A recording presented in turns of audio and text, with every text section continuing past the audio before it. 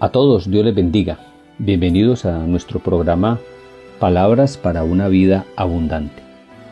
Es un gusto saludarles en esta nueva oportunidad y deseando que la bendición de nuestro Dios sea en abundancia para todos.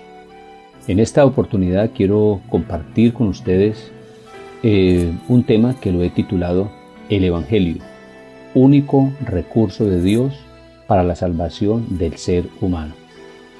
Dice la palabra de Dios en el libro de Romanos capítulo 1, versículo 16, porque no me avergüenzo del Evangelio, porque es poder de Dios para salvación a todo aquel que cree, al judío primeramente y también al griego. Qué pasaje de la palabra tan interesante. El apóstol, inspirado por el Espíritu de nuestro Dios, dice estas palabras en un contexto de un medio donde el poder militar, la fuerza bélica, era la fortaleza de ellos, como era el pueblo romano. Llega el apóstol, inspirado por el Espíritu, expresa estas palabras que tienen una connotación extraordinaria, donde dice: yo no me avergüenzo del Evangelio. Hay un planteamiento muy interesante, donde deja ver que el Evangelio no es para generar vergüenza, sino para sentirnos complacidos, orgullosos, satisfechos, felices de saber que por la misericordia de Dios hemos tenido claridad de esta preciosa buena noticia.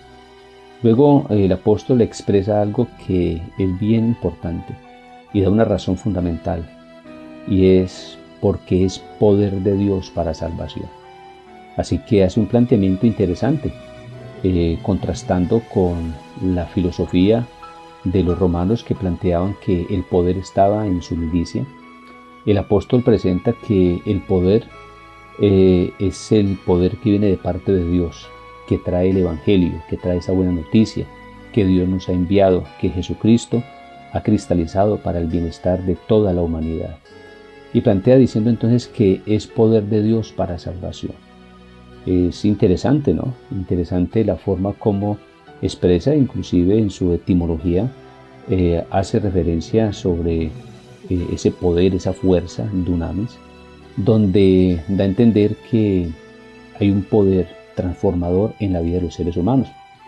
Para los romanos, dentro de ese contexto, al escuchar estas palabras, estos términos de este hombre de Dios, o de escucharlo luego en la predicación de la iglesia, para los romanos se convertía tal vez en un burlesco, porque ellos tenían en su mente la idea de que el poder era en su fuerza. Contrastando con esto, se presenta allí en la palabra esa condición fundamental, donde deja ver que el Evangelio es poder de Dios para salvación. Y sobre esto es que me quiero ocupar en estos minutos, presentándole a toda la audiencia que el Evangelio es vigente y que el poder de Dios es vigente. El poder que trae consigo el Evangelio es vigente para salvar al ser humano, sea quien sea, como dice allí, al judío primeramente y también al griego, para todos los seres humanos. El Evangelio entonces tiene un poder, es un recurso de Dios para la salvación de la vida humana en medio de cualquier circunstancia, en medio de cualquier situación que esté viviendo. Podríamos decir que hay situaciones en la vida de los seres humanos que los llevan a estar encadenados, atados, los llevan a estar enfermos frente a muchas circunstancias de la vida, muchas situaciones, pero muchas cosas. Pues quiero contarles en esta oportunidad que el Evangelio es vigente y que el poder de Dios expresado en el Evangelio es vigente para la salvación, la transformación, la liberación, para el cambio de los seres humanos, independiente de lo que sea. Está comprobado que una persona que se coloca en las manos de nuestro Dios, Dios tiene las herramientas suficientes para ese cambio, esa renovación de su vida. La palabra de Dios dice: de modo que si alguno está en Cristo, nueva criatura es. Las cosas viejas pasaron y aquí que todas son hechas nuevas. Necesitamos de este poder del Evangelio para la salvación de nuestras vidas, para la salvación de Colombia, para la salvación del mundo, para aquellas personas que están bajo el pecado, bajo las situaciones que los agobien de muchas circunstancias emocionales, mentales, muchas situaciones de orden espiritual que los están amarrando, que los están atando. El Evangelio es la alternativa poderosa, importantísima, es lo que usted necesita. Y lo puedo decir con vehemencia porque es el resultado de lo que ha operado en mi propia vida. Soy el testimonio vigente, el testimonio real de que el poder del Evangelio transforma. No solamente lo he visto en mi vida, sino que lo he visto en muchísimas personas, hombres y mujeres transformados por el poder de Dios. Así que cuando alguien se coloca en las manos del Señor, encuentra el cambio, encuentra la transformación. Podríamos decir que toda la problemática de los seres humanos radica en la ausencia de Dios. Pues cuando esto sucede, nuestros daños se evidencian en nuestra vida personal. No nos hallamos con nosotros mismos o en nosotros mismos. Y eso está demostrado, está comprobado que cuando las personas tienen todo ese tipo de problemáticas, ese tipo de situaciones complicadas, difíciles en la vida, la persona no encuentra sosiego, no encuentra tranquilidad, no encuentra paz, no encuentra gozo. Son situaciones que le agobian la vida. Y esas situaciones de los daños de la vida de los seres humanos, eso luego se transmite a otras personas, se llevan a la relación de pareja, se llevan a la relación de familia y entonces luego se llevan a la sociedad. Así que lo que vemos nosotros en la actualidad, en Colombia y en el mundo, en la problemática de nuestra sociedad, es la sumatoria a través de la historia de situaciones que han venido allí en la vida de una persona, en la vida de una pareja, en la vida de una familia, en la vida de una ciudad, en la vida de todo un pueblo, en la vida de todo el mundo. Así que eso es una situación que se presenta y por eso en el libro de Santiago, el capítulo 4, el versículo 1, hay algo que se menciona y dice: ¿de dónde vienen las guerras y los pleitos entre vosotros? ¿No son de vuestras concupiscencias? Escuchen muy bien. ¿No son de vuestras concupiscencias las cuales combaten en vuestros miembros? Acá la palabra de Dios lo está afirmando. ¿De dónde vienen las guerras? ¿De dónde vienen los pleitos entre vosotros? Y en forma de pregunta nos deja ver nuestra realidad por nuestras concupiscencias, o sea, por aquellas cosas que están en nuestra vida, aquellas distorsiones, aquellas condiciones que nos dañan, que nos han afectado, y el mismo pecado que ha dañado nuestras vidas, por nuestros deseos, por nuestras situaciones incoherentes ante el propósito de nuestro Dios. La palabra de Dios es tajante, la palabra de Dios es concreta, la palabra de Dios es viva, es eficaz, es real, y la palabra de Dios es vigente, fue ayer, es hoy y será mañana, y por lo tanto podríamos afirmar en esta hora que en medio de tantos daños que se presentan, se necesita que individualmente, que las familias y que la sociedad entreguemos nuestra vida a nuestro Dios, que entreguemos nuestra vida por la proclamación del Evangelio para que nuestra vida sea transformada. Por eso, para poder ser libres de todos nuestros daños, se necesita, escuchen muy bien, se necesita tener un despertar de conciencia, como lo expresó el escritor de Romanos en el capítulo 7, el versículo 24. Miserable de mí, ¿quién me librará de este cuerpo de muerte? Presenta con objetividad una problemática que está en su propia vida, donde está dejando ver que hay una situación complicada, no una justificación, no la idea de culpar a otras personas, no la idea de presentarse entonces como que yo soy el bueno y que los otros son los malos. Aquí encontramos a un hombre que se enfrenta a su propia vida, se enfrenta a su propia realidad, y se enfrenta a su propia realidad expresando eso: miserable de mí, ¿quién me librará de este cuerpo de muerte? Contrario a un despertar de conciencia de estas, encontramos aquellas personas que viven una condición de insensibilidad, que se miran a sí mismos y que se ven que son muy buenos, que se ven que está todo bien y que en todo momento están mirando el mal, pero en las otras personas.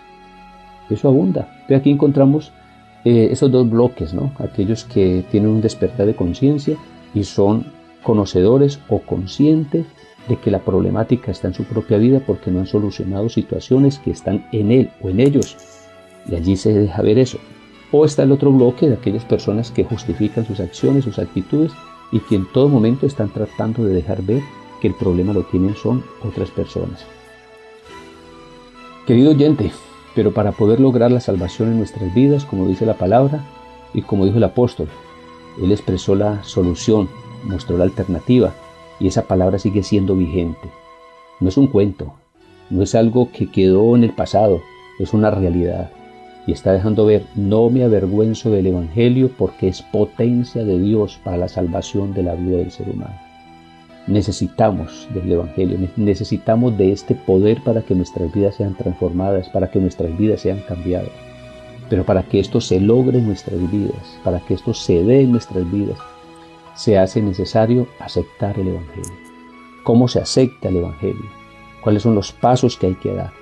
Y el paso que hay que dar es que debemos arrepentirnos. Recordemos entonces que el arrepentimiento es un recurso maravilloso que Dios nos ha dado para replantear la vida y lograr la salvación que Dios nos quiere dar. Así que hablar de salvación hay que unirlo al arrepentimiento. Yo no puedo experimentar salvación si no me arrepiento. Y el arrepentimiento es ese recurso, ese potencial que tenemos de parte de nuestro Dios para nosotros replantear las cosas y decir: bueno, voy a cambiar, aquí tengo la alternativa, esto está para mi propia vida. El arrepentimiento es importante porque es el primer paso que una persona da como expresión libre de su voluntad en procura de su salvación. Escuchen muy bien esa idea: en procura de su salvación. Así lo demuestra la palabra de Dios, así lo enseña. Pues la palabra de Dios en el libro de Mateo, el capítulo 3, versículo 1 y versículo 2, nos empieza a contar la experiencia de Juan el Bautista. Que Juan el Bautista, el Señor Jesús y luego la iglesia empezaron presentando el arrepentimiento como el primer paso fundamental, la proclamación de que la gente se arrepienta para poder lograr la salvación. Y dice Mateo capítulo 3, versículo 1 y versículo 2, en aquellos días vino Juan el Bautista predicando en el desierto de Judea y diciendo: arrepentíos, porque el reino de los cielos se ha acercado. En otras palabras, se hace necesario arrepentirnos para lograr la salvación de nuestra vida. Así que salvación está unido a arrepentimiento. Si quiero esa salvación, si quiero que esa potencia de Dios se pueda experimentar en mi vida, yo tengo que dar el paso, yo tengo que tomar la decisión. Así que encontramos que luego los mismos discípulos lo expresaron de esa forma tan importante, tan valiosa, y los discípulos dejan ver que ellos, cuando empezó la iglesia, ellos hablaron sobre esa verdad. En Hechos capítulo 2, versículo 38, dice la palabra de nuestro Dios: Pedro les dijo: arrepentíos y bautícese cada uno de vosotros en el nombre de Jesucristo para perdón de los pecados, y recibiréis el don del Espíritu Santo.